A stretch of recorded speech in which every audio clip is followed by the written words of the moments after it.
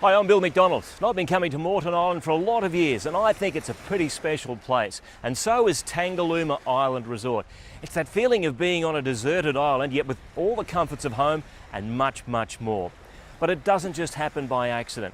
Tangalooma is completely self-sufficient, and that takes a lot of time, a lot of planning, and a lot of money.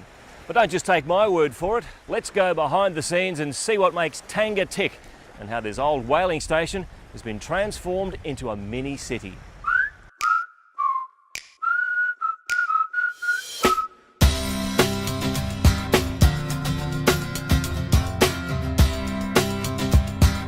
Oh, I love this place. There is so much fun stuff to do, but there is a serious side as well. Trevor Hassard is one of the directors. That's your responsibility. Pretty much so, mate, and you're right. Just everything that a local council has to do for its residents, we have to do for our guests. We have to basically provide paths, roads, footways, electricity, water, sewage, everything that you think of, we have to do for our guests. So there's 27 different departments at Tangalooma, ranging from 3 right up to 60 staff in each one. It's pretty amazing to go and have a look at. Do you want to go and check it out? I'd love to. Let's go and have a look. Great. We've got 5 food and beverage outlets for guests here at Tangalooma, and the shopping list for those outlets is just enormous every week. There's 30 chefs that actually are working in those outlets. They're ordering about 50 tonnes of items every single week that we actually have to ship over to the island on a barge, put it all into different storage areas, prepare it, rotate it, do all sorts of amazing things with it. It's kind of like, I guess, going on a big camping trip. If you forget something, boy, you're in trouble.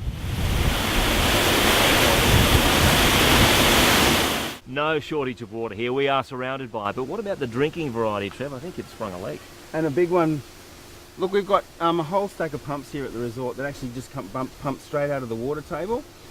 Moreton Island is about 156 square kilometres, and the water table is at least 60 metres deep over that whole area. So, as you could imagine, we've got stacks and stacks of beautiful, pure drinking water because it's filtered by sand. Yep. In fact, the government's so interested in the water on Moreton Island that they're also looking at it basically to do, drought mitigation. You couldn't get a better filter then. Absolutely. The sand on Moreton Island is absolutely great because it filters all of the water, and it's really, really beautiful to drink. Go back to the room, get a glass, have a look at it, pure and clean, and it's beautiful to drink as well, no chemicals.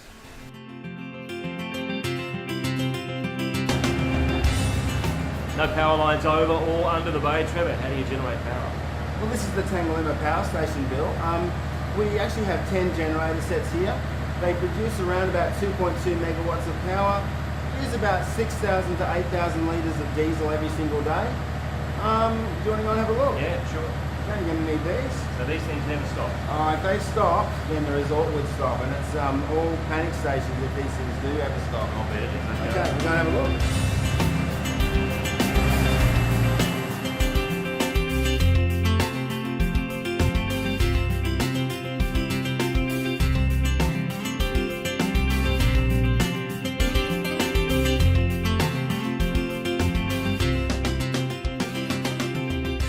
How powerful are these engines, Trevor?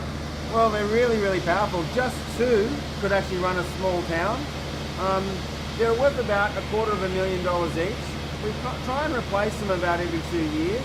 And there's full-time staff that work up here. Any incidents with them? What about when the power goes out? Well, we don't like to talk about that too much. But yeah, like all power, we do get blackouts. We do lose power occasionally. We really have a great record though. We usually get power back on within 8 minutes.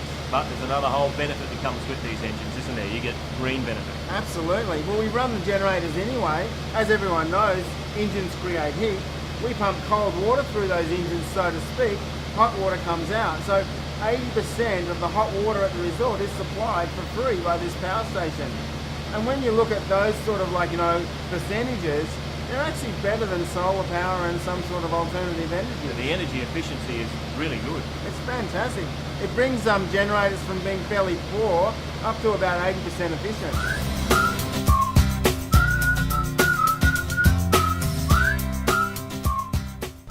At Tangalooma we have about 350 live-in staff. The staff all have to reside on the resort simply because we can't get them backwards and forwards from the mainland every single day because of our remoteness.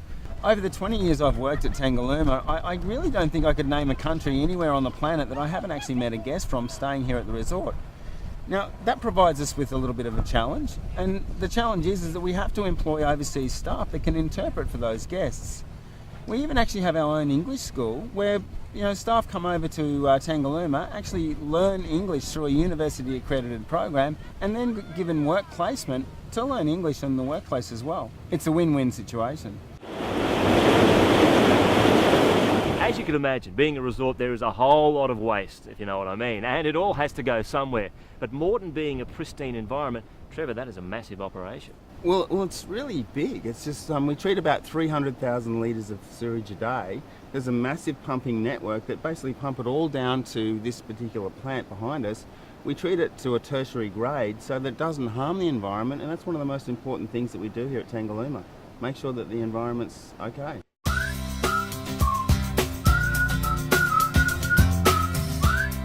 Yes, I mean, the resort's got about 25 kilometres of concrete footpaths, roads and walkways. There'd be at least conservatively 50 kilometres of underground hot water mains and all the way through the buildings and all that sort of stuff. There'd be another 50 kilometres of cold water. The cold water goes from right up on the hilltop at the back in a reservoir all the way down from one end of the resort to the other.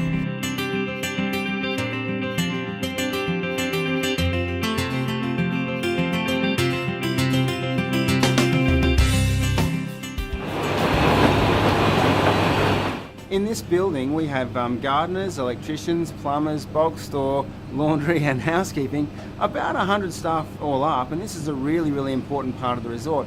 It runs this laundry about 18 hours a day, and today it'll probably wash around 9,000 individual items. We have around about 300 guest rooms, a little bit misleading because in those 300 guest rooms, some of them are so big that we actually can hold about 2,500 guests. We also have our electrical, plumbing, maintenance, gardeners department and our mechanics in this building as well. Our mechanical workshop basically has to service every single vehicle that we have here. We actually even build some of our own four-wheel drive buses and vehicles.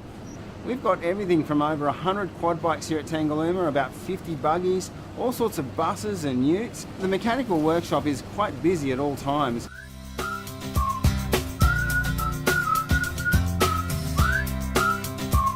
So there you go, a great insight into what it takes to run Tangalooma Island Resort. I hope you enjoyed the tour and have a better understanding of just what it takes to make Tanga tick.